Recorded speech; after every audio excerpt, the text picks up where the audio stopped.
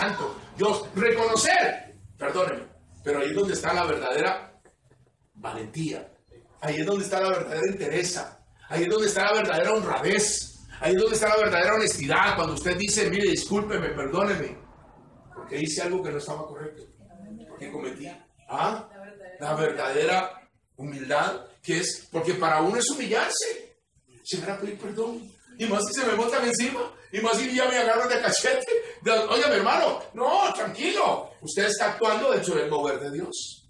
Óigame, vea usted en qué momento le pasa a Jesús esto, horas antes de la tragedia, horas antes de los momentos duros, horas antes de los momentos difíciles, porque a Jesús lo están prendiendo ahí en el huerto de Getsemaní, en aquel momento de oración.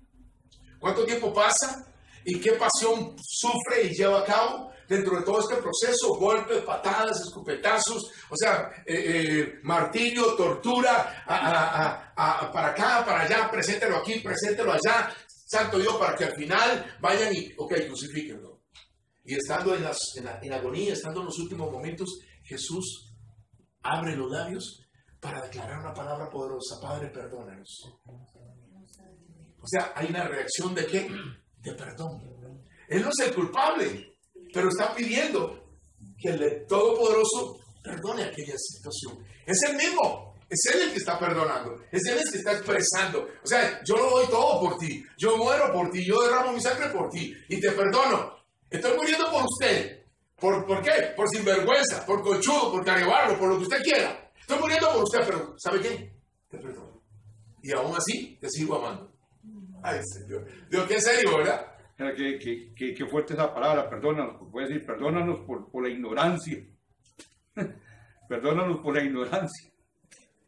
¿Cuántos de nosotros, al empezar a caminar, vamos al verso 16, ¿verdad? Recuerden que estábamos en el verso, habíamos visto el verso 15, donde decía, el verso 15, decía, la sinceridad ha desaparecido.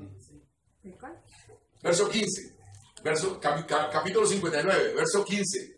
59 Isaías, verso 15. Decía, la sinceridad ha desaparecido. Amén. Y al que se aparta del mal, le roban lo que tiene. ¿Ok? Eso es cuando usted y yo empezamos a darnos cuenta cómo el mundo empieza a rechazar, ¿verdad? Cómo empieza a apartar. El Señor se ha disgustado al ver que no hay justicia. El Señor se ha disgustado al ver que no hay justicia. O sea, que usted y yo, como miembros del reino de Dios, debemos de trabajar en base a la justicia. ¿Quién mejor que Jesús, que es la justicia plena? Que es el auténtico, el poderoso, el santo, el bendito. Que nos puede hacer ver a nosotros la realidad de algo en lo cual ustedes y yo sabemos que la serpiente, cuando usted reconoce, usted tiene que aprender a reconocer el veneno de la serpiente. Usted tiene que aprender a conocer la serpiente que es venenosa. Usted tiene que aprender a conocer. ¿Por qué se le dice víbora? Porque el veneno ¿es qué? Es tóxico. Es neurotóxico, es homotóxico, es cardiotóxico. O sea, es mortal. El pecado es mortal. Y eso es lo que inyecta a Él. A eso nos mueve. Cuando ustedes y yo, al mirar lo que Jesús está diciendo, el Señor se ha disgustado al ver que no hay justicia. O sea, al ver que usted y yo, como creyentes, no estamos prevaleciendo, no estamos haciendo realidad que Jesús sea el Señor en nosotros, sino que es lo que yo digo, es lo que yo quiero, es lo que yo pienso, es lo que a mí me gusta, es lo que yo deseo, no lo que el Señor quiere hacer. Porque Él es la justicia plena. Cuando usted le abre la puerta de su corazón y lo deja a Él actuar, va a ser Él el que trabaja, no es usted. Por eso usted no tiene que preocuparse. Usted va a entender de que usted ha puesto la confianza en el único que tiene poder para cambiar todas las cosas. Amén. Amén. Yo lo que le dije, para cambiar todas las cosas. Amén. Nosotros nos esforzamos, luchamos, la pellejeamos y hacemos miles de malabares para cambiar y no cambiamos, pero ni un pedacito de chance, ¿verdad? La predicación de un pedacito de chance. Santo Dios. ¿Por qué en esto? Porque no tenemos esto. Cuando usted le da la oportunidad al Señor, el Señor va a hacer lo que tiene que hacer. A su tiempo, en su medida. Y va llevándolos en un proceso de transformación. Va llevándolos en un proceso de cambio. Lo va haciendo usted cada vez más perfecto y más santo. Aleluya. Amén. Tremendo eso. Amén. Y usted a lo mejor ni cuenta se da. Cuando se presenta una prueba, cuando se presenta una adversidad, usted dice, pero ¿por qué a mí? Pero si yo estoy en el Señor, pero si yo camino en Cristo. Y usted no se está dando cuenta que el Señor está permitiendo eso para poderlo sacar a usted adelante. Para poderlo sacar más calidad, para darle más brillo, para darle más precio, para darle más capacidad, para entender cómo y en qué forma se mueve todo esto. Porque esto es la obra de Dios, santo. Tremendo esto. El líder tiene que entender de que él es un instrumento. Dios es el gestor de todo este trabajo. Él es el que lleva a cabo la obra. ¿Cómo la lleva? Usted simple y sencillamente sométase. Dispóngase y dígale, Señor, aquí no mando yo, aquí manda usted. ¿Cuántas veces nos topamos con líderes que dicen, no, aquí sí hace lo que yo quiero? Aquí sí hace lo que yo digo. Y perdónenme, hermanos, y nosotros no vemos progreso. No vemos que la gente pueda crecer dentro de un ámbito, óigame, de compromiso. Yo sé que esta palabra no le gusta. Vuelvo a ver que está la palabra y digo yo, no se comprometa. Yo no te comprometo. La palabra compromiso es una de las palabras más difíciles de digerir. No se case. Más incómoda. Porque nadie quiere comprometerse. Nadie quiere comprometerse. Es más, y aún los que estamos comprometidos, queremos quitarnos el chicharrón de encima. Porque el compromiso, óigame, aquí es de muerte. ¿Por qué de muerte? La palabra del Señor me dice a mí, 2 Corintios 5:17, que si alguno está en Cristo es una nueva persona. Amén. Todo lo viejo pasó. Hoy es hecho todo nuevo. O sea, yo tengo que morir a mí mismo. Para que venga Él y tome el control. Para que venga Él y tome el cargo. Para que Él tome el cuerpo. Para que Él tome el alma. Para que Él empiece a mover el espíritu con una finalidad y un propósito. Para la cual Él está tratando de que usted y yo podamos conocer a nuestro enemigo. Al conocer usted a su enemigo, al poder entender usted quién es su adversario, quién es su enemigo, usted tiene que usar ropa protectora. Usted tiene que usar ropa que lo proteja, que lo cubra. ¿Cuántos de nosotros dejamos la armadura en la casa? Más de una vez. Salimos así, perdónenme, como los hermanos ahí en el desfile del domingo. Así como Dios lo mandó al mundo. ¿Cuántos de nosotros salimos espiritualmente así? Ahora, quiere que le diga una cosa, pero cuando usted aceptó a Cristo, cuando usted recibió a Jesús como el Señor y Salvador personal de su vida, usted no se puede quitar la armadura ya. Porque es Cristo, la armadura es Cristo en usted. Amén. Y Jesús perdónenme, hermano, usted se puede meter a los lugares más bravos y puede entrar a los lugares más duros y más difíciles, y ahí está Cristo con usted. Amén. Amén. Y a lo mejor lleva cámara de esas de última tecnología. ¿Para qué? Para grabarlo en tercera dimensión. Para que cuando usted se presente delante del gran trono blanco de Dios, le diga, vea, vamos a ver, préndame el video ahí, y lo empieza a pasar a usted. Y dice usted, la Santísima Trinidad. ¡Ay, Dios! ¿Cómo decir? Y que el Señor le diga, mira, ¿quién es ese?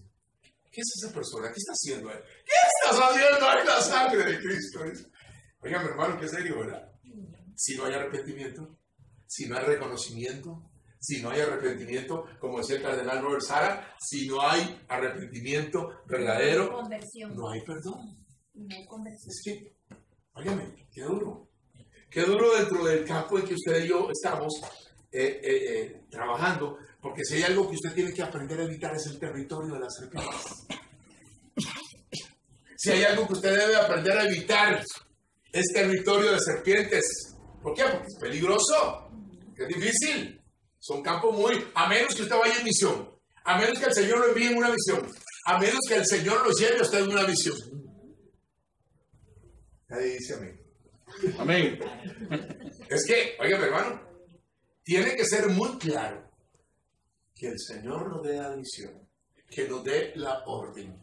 Él va a gestar y va a abrir los espacios para que nosotros trabajemos, para que nosotros vayamos con una finalidad, para que vayamos con un propósito. ¿No le dijo el Espíritu Santo a Pablo que no entró a ciertas ciudades de Asia? El Espíritu Santo le dice, no, ahí no entras. Pero aquí, no entra. Ya, de media vuelta y jale. Dios sabe por qué. Dios conoce la situación, Dios conoce los territorios. Muchos de nosotros nos quedamos como así, como dice el verso 16 de Isaías 59. Dice, el Señor quedó asombrado. Qué buena expresión, ¿verdad? El Señor quedó asombrado. Imagínate al Señor asombrado. Pero dice el autor Isaías, el Señor quedó asombrado al ver que nadie ponía remedio a esto. O sea, Señor, siento que está hablando ya para Costa Rica. El Señor se quedó asombrado al ver que nadie ponía remedio a esto. ¿Qué estamos viendo nosotros? ¿Quién está poniendo remedio? Un día esto me decía mi esposa, dice, pero ¿por qué la iglesia no hace nada? ¿Por qué no hacen vigilias? ¿Por qué no hacen actividades? ¿Por qué no hacen oración? ¿Por qué no hay un clamor? No. Le digo, ¿cómo? Si adentro mismo está el diablo brincando. Y yo he mandado por ahí, les mandé a algunos de ustedes unas fotografías del templo de Palmares, donde estaban las banderas lésbico-gay adornando el templo de Palmares. El templo. Y dice usted, y entonces, no piense en nada, ¿verdad? Pero ¿qué se imagina usted? ¿Quién está a cargo de eso? ¿Quiénes están a cargo de esto? Y usted dice, Dios mío, si es que el diablo está brincando. La otra vez alguien me reclamaba, pues ¿cómo se le ocurre a usted decir que Satanás está brincando en los altares de la iglesia? Le digo, ¿Qué quiere que diga? ¿Qué quiere que diga? Que no, que está escondido, que está camuflado. No, hombre, ya se volvió carebarro. Ya él sabe que tiene las puertas abiertas. No hay quien le haga la contra, no hay quien le haga la pega. Entonces nos topamos con este tipo de circunstancias o situaciones en las que ustedes y yo vemos óigame, porque este verso 16 me está hablando de ¿qué? De mediocridad. El Señor quedó asombrado al ver que nadie ponía remedio a esto. Entonces actuó con su propio poder y él mismo obtuvo la victoria. Fíjame qué lindo. Entonces Dios empieza a actuar por él mismo. Entonces Dios empieza a actuar. Y eso es lo que nosotros hasta este momento no nos hemos percatado ni nos hemos dado cuenta, hermanos. Pero cuando Dios empieza a actuar, hermano, agárrese. Y ve a ver dónde se mete. Y ve a ver cómo hace. Porque el Señor, cuando actúa, actúa. No lo va a pensar dos veces. Él tiene muy claro qué es lo que tiene que hacer. Y por eso la misericordia del Señor se debe mover a través de usted. Se debe mover a través mío. Tenemos que darnos cuenta de que dentro de este caminar en el que usted sabe que estamos, vuelvo a ver que está la pared, estamos en territorio de serpientes. Estamos en territorio. Estamos en territorio de ¿qué? De víboras. Estamos en No todo lo que brilla es oro. Y no porque veamos muchas luces, ya es que están los ángeles ahí apareciendo. O sea, darnos cuenta de que nosotros debemos de tener cuidado en no ir a áreas de tentación. Áreas de tentación, Dios mío. Perdónenme, hermano. Usted abre ahora, agarra el celular, abre, se mete en YouTube y anda buscando, qué sé yo, algo por allá. De un pronto a otro le aparecen a usted unas escenas críticas, duras, difíciles, en donde le muestran a usted eso que tanto llama, eso que tanto jala, eso que tanto seduce, eso que tanto atrae. Perdóname, pero ¿qué vamos a decir? ¿Qué no? ¿Qué es lo que mueve el mundo de hoy si no es el hedonismo? El hedonismo es el desenfreno sexual que hay. Vea, cuando uno miró estas cosas, ¿quién se podía imaginar? Mire, si lo hubiéramos resucitado a media Costa Rica de hace 50 años para atrás, para que vieran esa marcha el domingo ahí por la avenida Segunda, oiga, mi hermano, a todos les da un paro. Ahí mismo caen muertos, ahí mismo se quedan. ¿Qué se iba a imaginar usted de estas cosas? De ver santo. ¿Cuál es la palabra, Gerardo? Hedonismo. Hedonismo, con H. Hedonismo. O sea, es el mover sutil que el enemigo está utilizando dentro de un mundo que le abrió la puerta. ¿Por qué? Porque vamos a lugares de tentación. Dios mío, santo Dios, tener, qué importante es el hecho de que usted pueda tener un amigo consigo mismo. De que usted pueda tener un amigo. Yo siempre he dicho esta palabra, amigos no hay. Amigos hay uno. Se llama Jesús. Amén. Ese no te falla, ese no te miente, ese no te engaña, ese no te traiciona. Hay amistades, hay compas, hay gente de la pelota, hay gente de la barra, hay gente de todo. Pero amigos, uno, Cristo. Amén. Después de ahí nada que ver. Pero aún así, siempre, recuerden que el Señor siempre mandó de dos en dos. Siempre, ¿por qué? Porque si usted se tropieza, el otro lo levanta. Si usted necesita cualquier situación de ayuda, hay alguien que está a la par suya.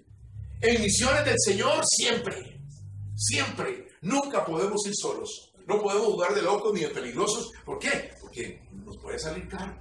Cuando somos dos, cuando estamos acompañados, cuando llevamos una finalidad y un propósito, Dios siempre va a marcar la diferencia. Para que ustedes y yo tengamos claro, tenemos que ser parte del cuerpo de Cristo.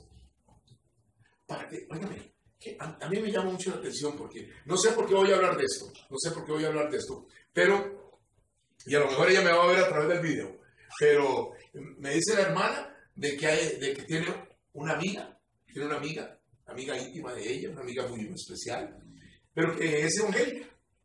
Y entonces, la situación es que ella estaba dentro del coro, ella canta y le gusta cantar, entonces, que tenía un problema, que tenía una duda, que tenía una incertidumbre porque la amiga de ahí la puso así como entre la espada y la pared.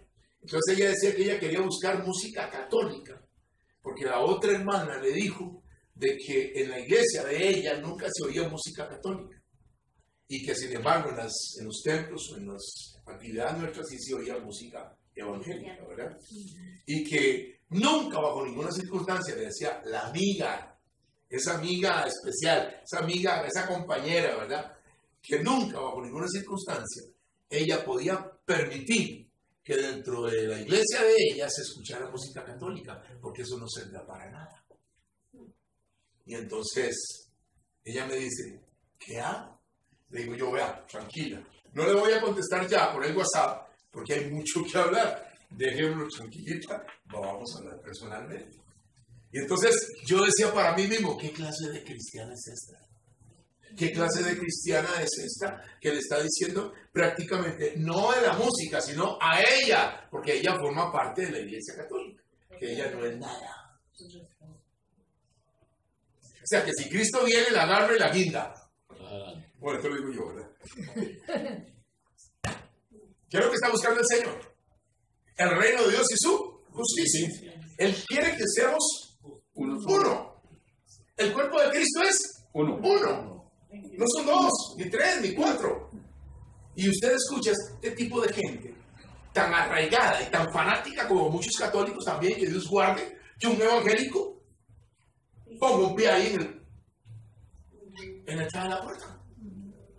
O como muchos padres que han dicho, es que mi hija se hizo evangélica, o mi hijo se hizo evangélica, y aquí no entra. Perdón, ¿qué clase de padre es este? ¿Qué clase de madre puede hacer eso? ¿Qué haría Jesús? ¿Qué hizo Jesús cuando se le acercó a aquella mujer tsunamita? ¿Qué hizo Jesús cuando se le acercó a la samaritana? No, jale aquí, usted no tiene derecho. Escucha, mire. Visión. Hay que mirar más allá. Hay que entender el mover en el cual Cristo se está moviendo. Entonces, ¿qué es lo que sucede? Yo no puedo aceptar que una persona de esta me diga que es cristiano. Yo digo, perdóneme, pero usted está más perdido que chiquito yo, ¿no? Porque Cristo no actuó así. Jesús no actuó así. Y mucho menos decir, usted no es nada. Óigame, eso es una blasfemia, es una herejía. Casualmente anoche estaba viendo un video donde Pablo llega a una familia, a una casa, ¿verdad? Está la pareja esperando ahí. Cuando Pablo comienza a hablar y le dice matrimonio, nosotros somos cristianos, y le dice Pablo, entonces estoy en casa. Y le digo a José, hoy se me salieron las lágrimas. Yo, ¿qué tal que nosotros fuéramos así? Desde el momento que llega alguien, aquí no importa de qué religión, pero que diga, llegué a casa porque aquí habita Cristo. Soy cristiana, aquí habita Cristo. El ser parte del cuerpo de Cristo es evitar caminar en la oscuridad.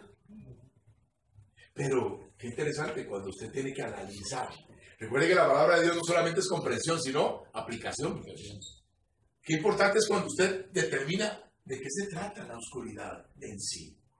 No es eso que tenemos ahí afuera. Cuando el Señor se le aparece a Saulo de Tarso, camino a Damasco, para apresar y matar cristianos, y el Señor le dice, ponte sobre tus pies, porque vas a ser mi servidor y mi testigo, y ahora te mando a esta gente para que les abran los ojos, y no sigan más en la oscuridad, sino en la luz, y no sigan bajo el poder de Satanás. Hechos 26, 18. Para que, óigame, qué lindo esto, óigame hermano, recíbalo. Ahora te mando a ellos, para que no sigan más en la oscuridad. Y yo digo amén. ¿Sino qué? En la luz. Y el poder de Satanás no los siga teniendo que atados, amarrados, amordazados. Dígame, hermano, perdóneme, pero yo sigo viendo cualquier cantidad de gente dentro de este ámbito atada, amordazada, encadenada, secuestrada, cautivada, encarcelada, ciega, sorda, muda. Y usted dice, y están ahí, y trabajan ahí, y sirven ahí. Pero ¿hacia dónde van? ¿Qué están haciendo? No culpo, porque nosotros debemos de tocar la trompeta. Debemos de sonar la trompeta, debemos de hablar de la palabra, debemos de ser muy, ahora como decía a mi hermano José, debemos de ser muy cautelosos, traer a la gente con amor, traer a la gente con caridad, traer a la gente con ¿qué? Con cariño, con comprensión. Perdóname, pero usted si entra a patadas no va a ganar nada. ¿Qué decían los viejos de antes? A patadas, ni los qué? Ni los caballeros. Entiende. Con sabiduría del Espíritu Santo. Que usted tiene que ser muy sutil. Jesús fue siempre muy, muy cauto en eso cuando vio la necesidad, cuando vio el dolor, cuando vio la miseria, cuando vio la angustia, cuando vio la soledad, cuando vio esa necesidad, siempre llegó con mucho ¿qué? Con mucho amor. Un amor que se transmitía, un amor que se reflejaba, un amor que se da, que se entrega.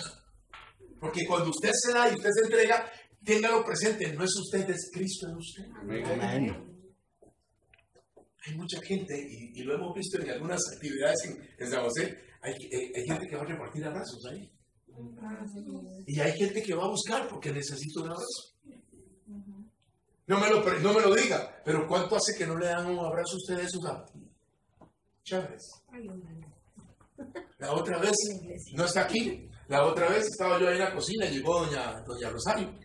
Y donde llegó la agarro yo y la aprieto, ¿verdad? Y me dice, ay, qué rico que me abrazó.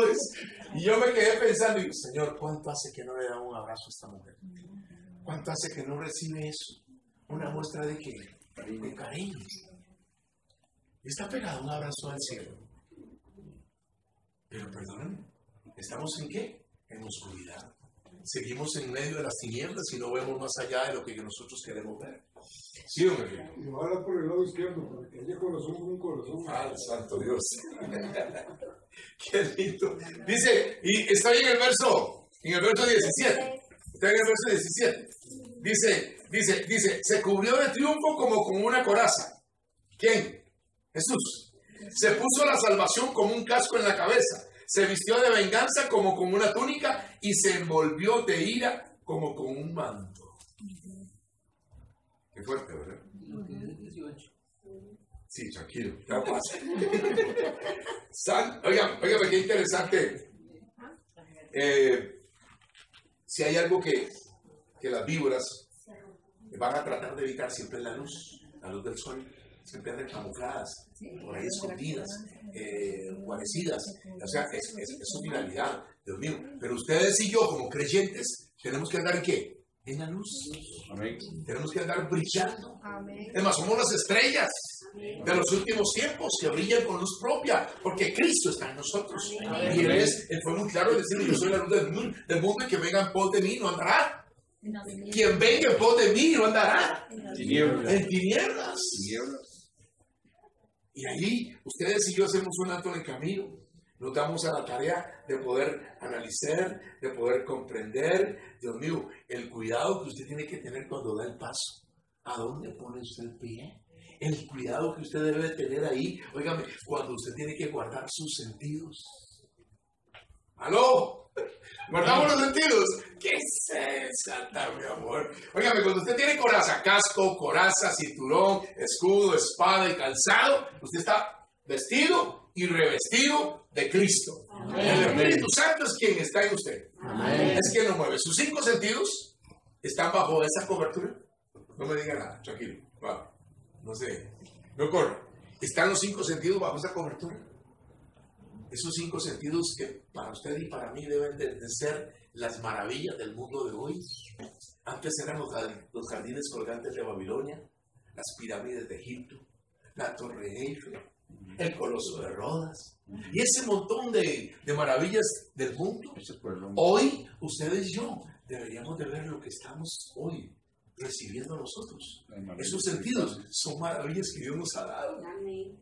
Ese amor que podemos expresar, que podemos compartir, que podemos regalar, que podemos dar sin, ay Señor, sin esperar nada a cambio. ¿Aló? Amén. Amén. Amén. Cuando usted ame, ame sin esperar nada. Amén. Amén. Yo sé que está lloviendo aquí. Parece que no trajo nadie paraguas. Una capa. Porque siempre somos egoístas. Siempre quedamos, queremos que nos devuelvan. Siempre estamos... gracias.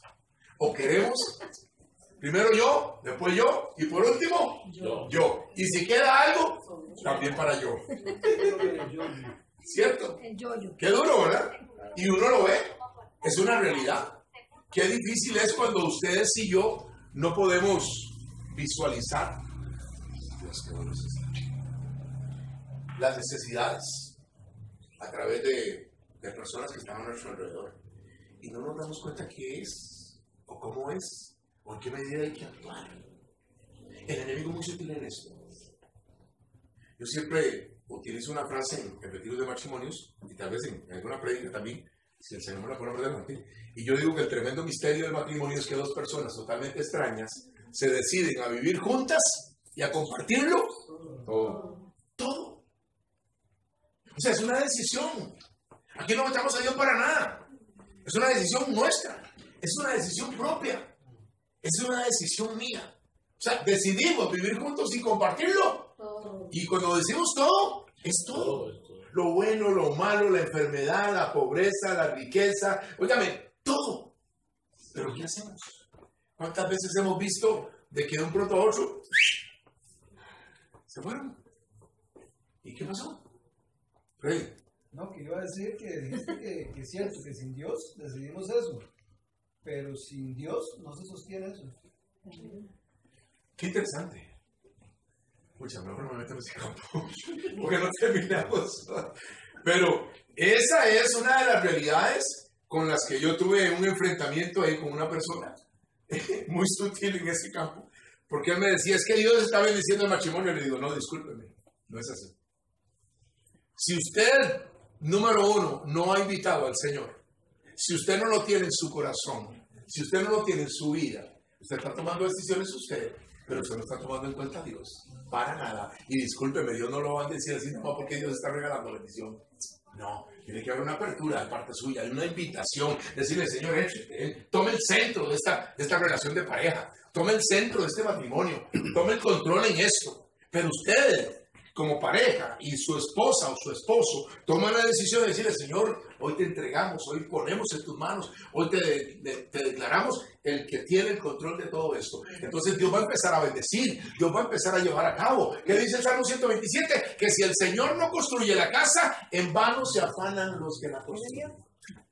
Es lo que me está diciendo hermano Freddy ahora.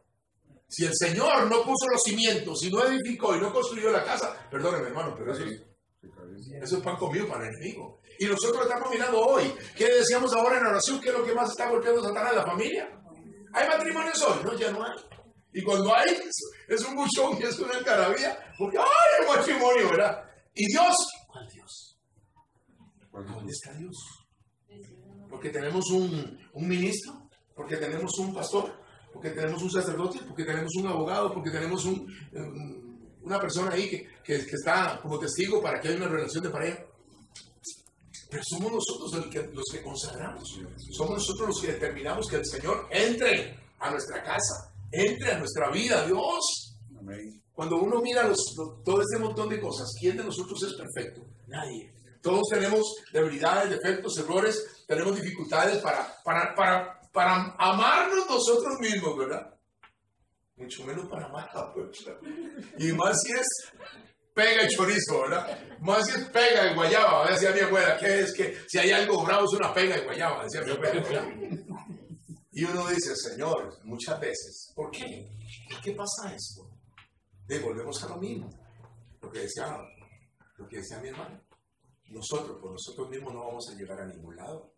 El Señor nos está a nosotros haciendo ver algo tan importante y tan interesante dentro de este caminar, porque me pide que yo no me salga del camino. Me pide a mí que yo mantenga mi línea. Me pide a mí que yo mantenga mi fidelidad, mi lealtad. Me pide a mí que yo sea capaz de resistir, como lo dice Pedro. Resistan al enemigo. ¿Y este qué? Va a huir de ustedes. Resístanlo para que el enemigo se vaya. Para que el enemigo no es que no vuelva. Por lo menos sepa que usted no es pan comido. Que usted es serio el asunto. Amén. Que con usted va a tener un problema, va a tener una bronca. Amén. Por eso él va a atacar siempre las partes que, las partes nobles suyas. ¿Cuáles son las partes nobles?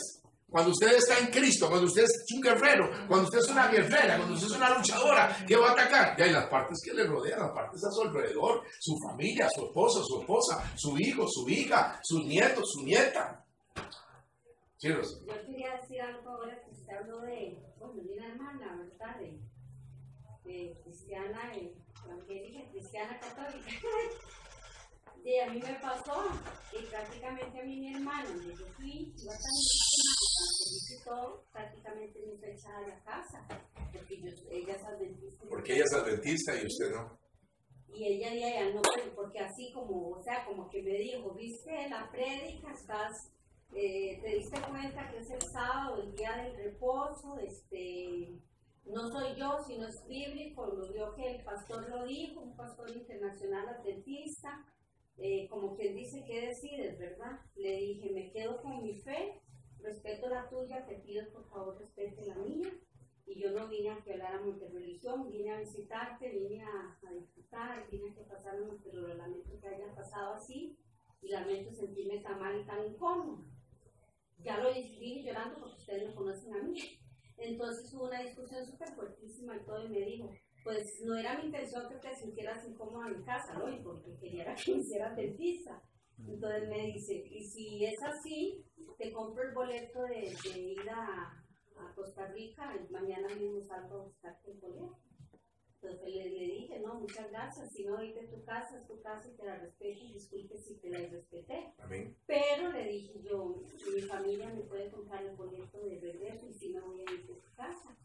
Y bueno, vino lo que pasó, que ustedes saben que también ahora que usted también habla, y ya lo había visto anteriormente, vea que el Señor como lo ilumina a uno, le quita vendas, el que más bien fuera más difícil para mis hijos, ¿verdad? Mandarme a traer de emergencia, que mandara a Henry, porque era más el gasto económico. Pude disfrutar tanto, porque fue una de las cosas que más disfruté, estar yendo a la Basílica de Guadalupe. Prácticamente yo iba allá por medio ahí, porque queda cerca del hotel. Quedó cerquita. Sí, y entonces bueno. Fue para bendición. Mientras que hubiera Amén. estado con mi hermano, Amén. tal vez yo no hubiera ido a conocer la Basílica, que era una... Vea qué interesante los propósitos dentro del plan de Dios, de los planes y los proyectos. ¿Qué nos está mostrando? ¿Qué le está enseñando?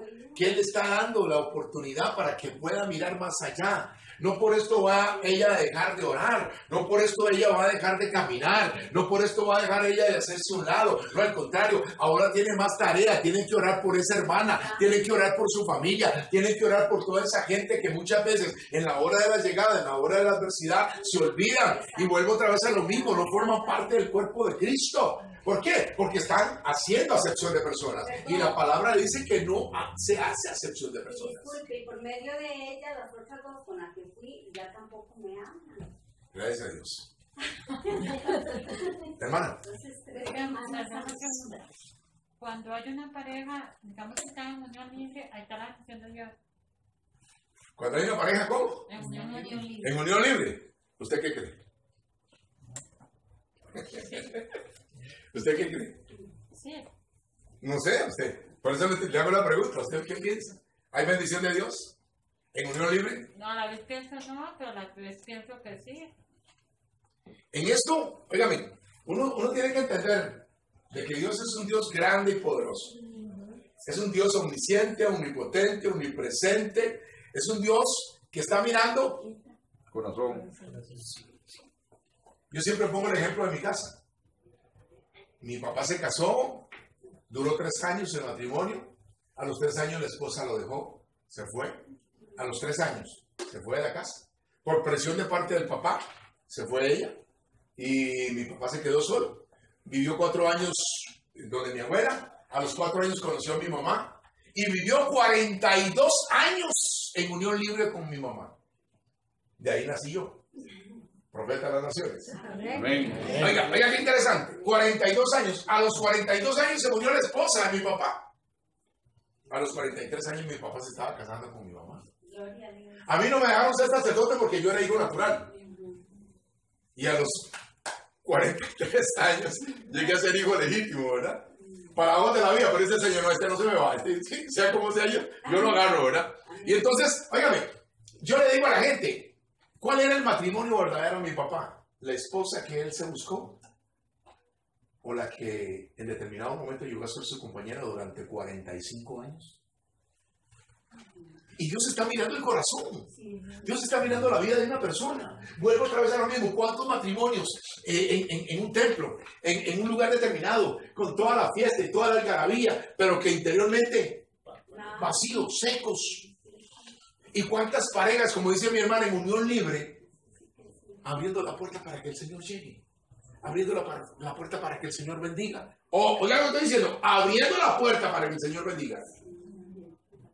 Porque yo no tengo el poder para decir, sí, están bendecidos. No, es Él el que tiene el poder. Él es el que determina, de acuerdo a tu corazón, a tu actitud, a tu forma de ser, a tu forma de actuar. Porque muchas veces no señalemos, no condenemos a nadie, pero muchas veces hay separación, hay divorcio de parejas porque eran como el agua y el aceite. Y nunca lo vieron, por eso se dice novio o novia, ¿verdad? No vio, no se dieron cuenta que no calzaban, sin embargo, metieron jupa y ahí fueron. Y se enclaustraron, se metieron dentro de un paquete, de que a la postre no tenían futuro, porque no hay un consenso, a menos que, como decía Freddy, a menos que el Señor entre y el Señor llegue a poner ¿qué? La estabilidad, la buena comunicación, a que ponga eso que se necesita dentro de una relación de pareja. Miren, hermanos, no comunicación social, no comunicación superficial, no comunicación profunda, en donde cada uno de nosotros dentro de este ámbito sobre la mesa pone las necesidades, los dolores, los miedos, los temores, las angustias, todo eso que nos mueve alrededor de nuestra vida y que muchas veces, pucha, ¿cómo sé yo que a mi esposa no le gusta una determinada cosa si no me lo dice? ¿Cómo sabe mi esposa que a mí no me gusta tal cosa si a mí no me lo dice? Si no hay comunicación. Y muchas, perdónenme hermano, pero así llegamos. Miren que estaba escuchando una historia que me llamó mucho la atención. Ustedes me han escuchado que muchas veces a través de aquel pasaje de los Reyes, en el capítulo 11, cuando dice que Salomón tuvo 700 esposas y 300 queridas, o sea que tuvo 1000 en sí, según la palabra, 1000 mujeres. Estaba oyendo una historia que me llamó mucho la atención. No sé si será... Dios mío, se me fue la palabra.